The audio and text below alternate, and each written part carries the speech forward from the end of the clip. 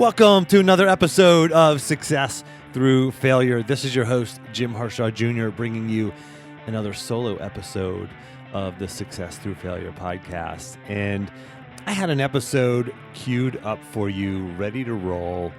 And I said, wait a second, this is a time for me to interject with a little different message today. And the title of this episode is Clarity in Crisis. And yeah, we're in a crisis out there, right? There's crazy things happening, and it's unprecedented. And I just want to be a voice of calm and clarity for you. I want to just bring you some peace and perspective on things. And I'm just thankful to be in this role, to be able to do this for you. So, I just want to get right into it right away here. So I want to look back at the early 2000s. I remember I woke up one morning and headed to work.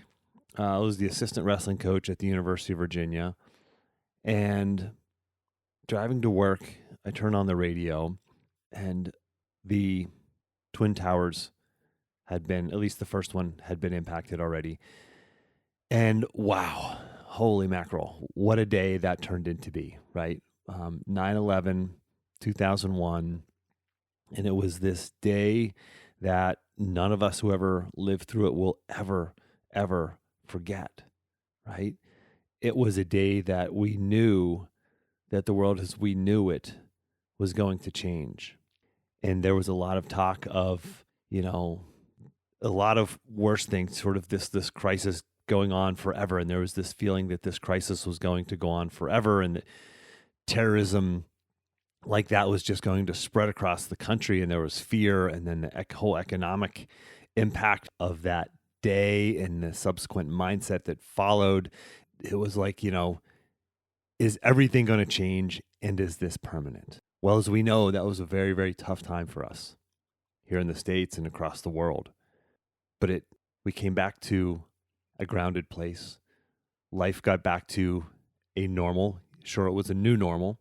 And there were some people obviously impacted more than others, people who lost loved ones, people who were sent off to war. And that was a tough time.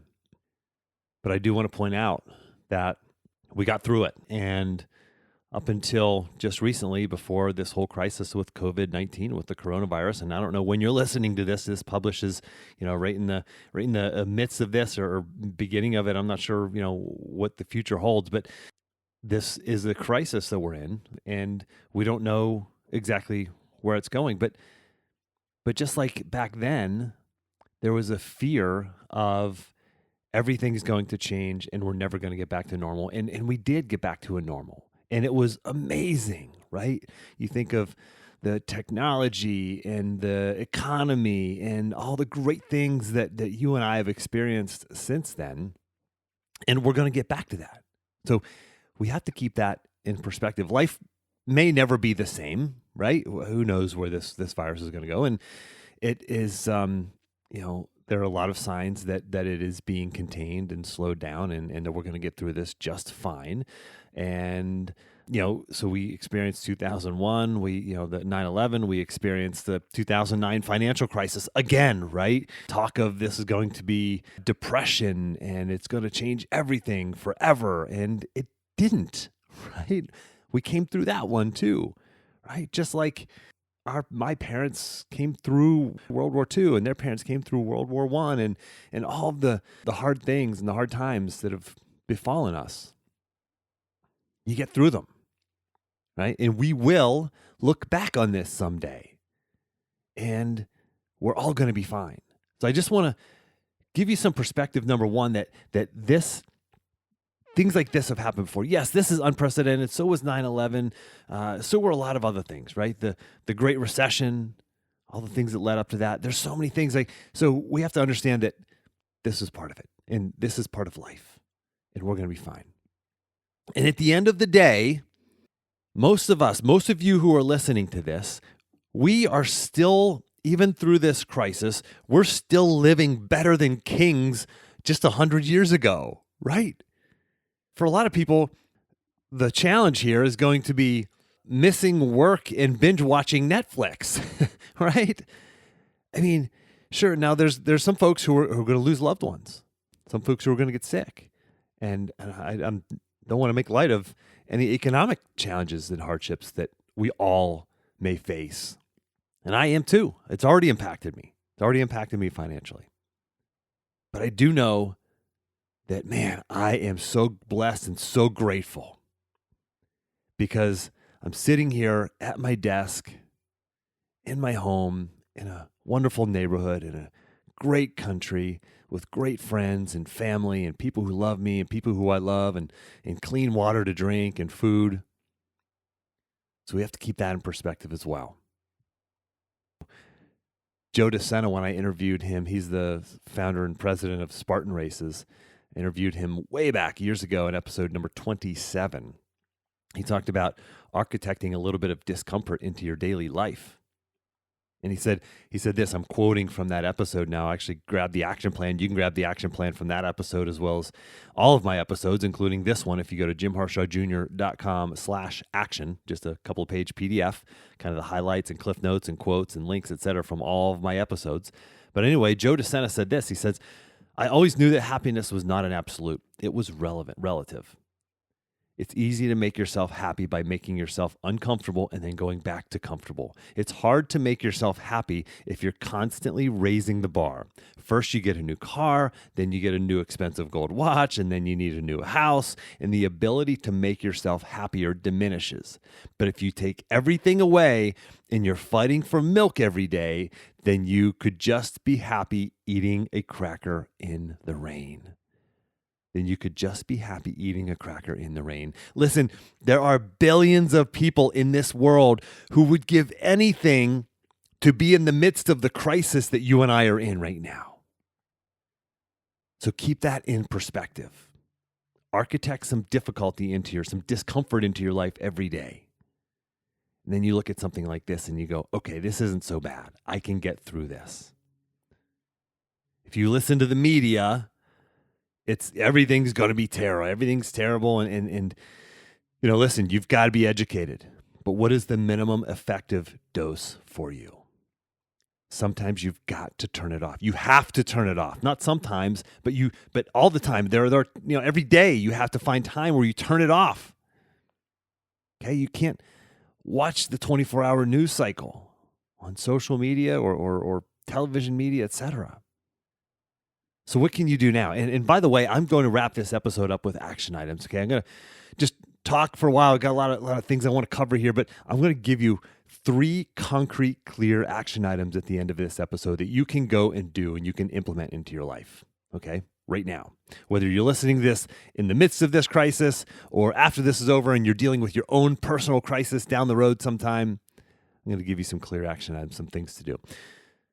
So what can you do now? You can play video games. You can waste time. You can ruminate, right? If you're off work, you're going to have a lot of time to think. If your work schedule has changed or shifted or you're off for a while or your kids have an extended spring break, there's a lot of things you can do at that time. You can ruminate. I'm reading the book 10% Happier by Dan Harris right now, and he's got to a part in the book where he talked about, is it useful to think about something and ruminate about the same scenario the 15th or 20th time in a row? Is it useful? Is that a useful way to spend your time?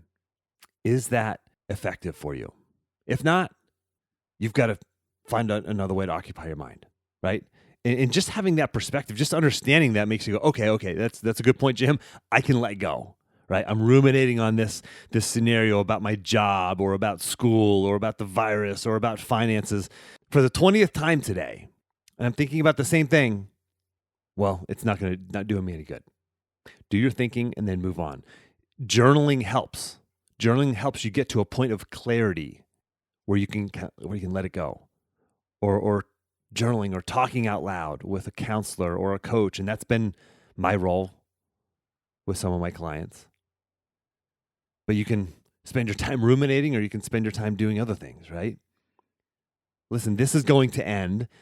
And so how can you best position yourself professionally, personally, coming out of this? Are you in sales? Like, do you work in sales maybe? And you're seeing a drought up ahead? Sure. So is everybody else. Crush it right now. Crush it. Go crush it. And I'm not talking about making a ton of sales, because maybe you can, maybe you can't. I don't know what industry you're in. But you know what you can do? You can build relationships. You can serve. You can build relationships, develop trust. You can serve your company, your boss, your customers, your colleagues, the community. How can you do that? How can you care and love and serve now your customers or your prospects so that when we come out of this, you're going to be positioned for success? This is like the dollar cost averaging model that we talked about in my interview with Jared Kamar back when I interviewed him in episode 125. He's actually one of my clients, and Jared talked about this idea of dollar cost averaging, which is a financial term, where you have a finance strategy and you stick to it through the highs and the lows, and it averages out, right?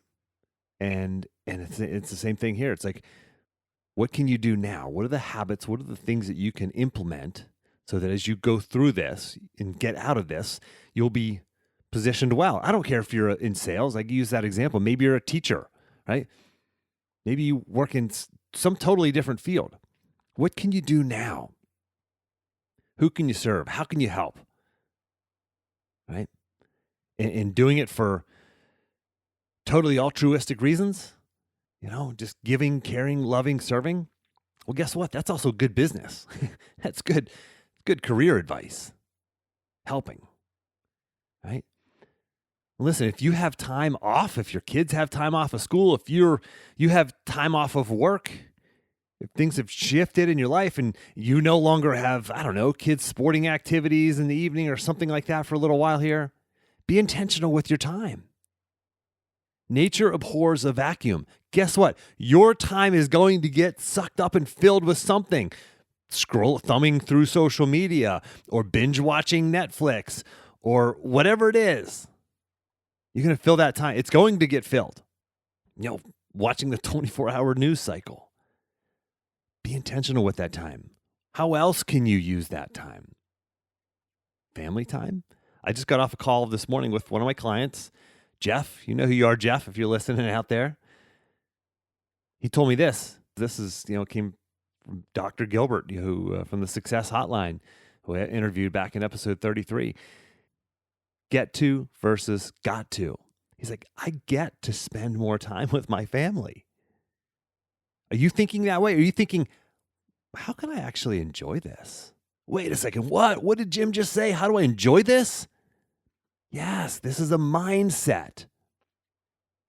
If I'm out of work or I've got extra time on my hands because things have shifted, well, then go to the park with the kids. Work out more. Do yard work. Get out in nature. Read. Take an online course. Use that time wisely. Invest that time. Are you in a role where you have tough decisions to make? Like maybe at work, you're in a role where you have tough decisions to make. You have to hit the pause button. That's one way to use your time. Hit the pause button. I've talked about this. If you've listened for any length of time, the secret to success, if there is such a thing, as we've learned from these amazing guests I've had on the podcast over the years, is they all hit the pause button. Their key to success is not doing the thing. It's hitting the pause button and asking questions. It's, the productive pause is a short period of focused reflection around specific questions that leads to clarity of action and peace of mind. So I posted a video a few days ago on social media about different questions you can ask, right? And so if you're in a leadership role, and I don't care if you're a parent leading your family, or you're a leadership role at work, or you're not in a leadership role that has a title, but you can lead from anywhere. Anywhere. You can lead from anywhere, no matter your position, no matter your title.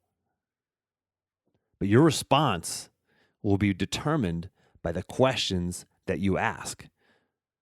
So I gave 5 questions you can ask yourself. Here's number 1. What's the right decision? What's the right decision, right? Is there a right and a wrong here, right? Do I choose people or do I choose money, right? Man, there's an obvious right decision there, right? The health and safety of people over money. If there's a right decision, make the right decision, right? If you make the wrong decision, or if you make a decision that you believe is right at the time, and then new information comes in, or you realize you didn't make the right decision, make the next right decision. That's number 2 of 5. Okay, number 1 is make the right decision. Number 2 is make the next right decision as best you can, constantly course correcting.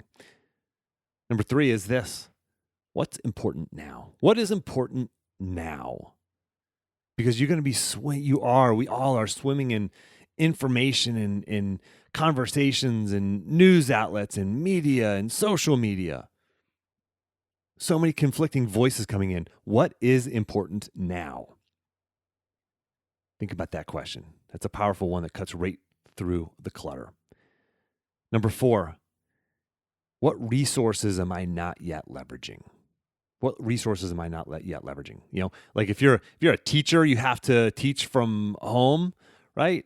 Or if you're in some kind of business where you need to sit next to your customer and show them something on the computer or demonstrate something to them. Otherwise, there's a tool called Loom, Loom. It's a Google Chrome plugin. It's the coolest tool, right? So this is a resource that you may not yet be leveraging. It's basically screencasting, screen recording. It's free. Especially they made even their pro accounts are free for teachers and educators now. Such a cool tool. I use it all the time for my virtual assistants and even sometimes my clients. But it's just a Google Chrome plugin. You hit record, it records your screen. You can have it have the webcam on so it can record your screen and your face at the same time, right? This is a technology resource that you may not yet be using, right? You need to help your mom, your elderly mom and dad who are in a nursing home and you can't go visit them and they're having problems with their computer. You can use a technology like this, right? What other resources are you not yet using? Maybe it's technology, maybe it's supplies, maybe it's human resources, maybe it's people, right? Or groups or organizations. What resources are we not yet leveraging? That's number 4. And the last one is communication. Like, who do I need to communicate with, right? Do I need to sit down and have a conversation with my kids? Do I need to communicate with, if you're in business, right, with my boss or my direct reports or anybody else, right? Who do you have to communicate to and what channels can you use? Email, social media, snail mail, whatever, right? Who do I need to communicate to and how do I need to do it? And there are other questions too, right? I find journaling on any one of these questions is super helpful. It can be a quick journaling session or it can be longer, but pick just one of these, not 2 or 3 or 5, because sometimes it can be overwhelming. But if you just pick one of these, I'm going to give you 4 more here. These can really be powerful and help you cut through the clutter. Here's a question for you. Where is this creating a unique opportunity for me? Where is this creating a unique opportunity for me? Interesting, right? Think about that. This is how entrepreneurs think, and you can too. I mean, is this a career pivot opportunity for you? Is this a unique opportunity to spend time with family or with your kids or to do that project or to write that book or write that business plan? Where's this creating a unique opportunity for me? This is a mindset that some people will adopt and some will not. And guess who's going to be successful coming through stuff like this? Here's another one for you. What's in your power to do about this? What is in your power to do about this? Listen, there's a lot that's not, right? But what is? What's within your power? Another one here. What would fill in the blank do? What would fill in the blank? What would somebody do? What would that mentor, that person you look up to, that role model, right? Whether it's somebody who you know or you don't know, right? What would Jesus do is the bumper sticker, right? That's a great one to ask yourself, to be honest, right? What would Jesus do? What would whoever you look up to, what would they do? All right, here's the last one, then I'm going to move on here. What advice would you give to somebody else in your exact situation? Because you're sitting there saying, well, my situation's unique. Yeah, it is. Everyone's is, right? Because their personal life situation is unique. What advice would you give to somebody else in your exact situation? Pick one of those and journal on it. If you didn't write all those down, just grab the action plan, jimharshawjr.com/action. Grab the PDF with all these, the list of those questions there. Now listen, if you're listening to this episode, You're probably listening to other personal development stuff, right? Whether you're following people like me on social media, listening to other podcasts, and maybe you're just listening. Maybe I'm the only podcast you listen to. But you're probably filtering other stuff like this into your life, right? Personal development, professional development. You were built for this.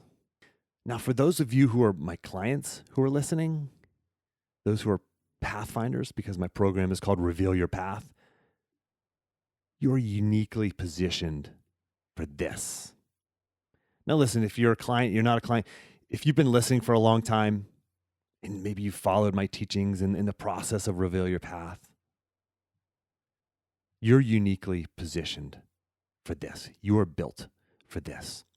And I've asked the question, who are you without your salary, title, or position? And I've long been wanting to ask that in a deeper, more clarifying way. Think about this. Take that question, who are you without your salary, title, or position? Think about this.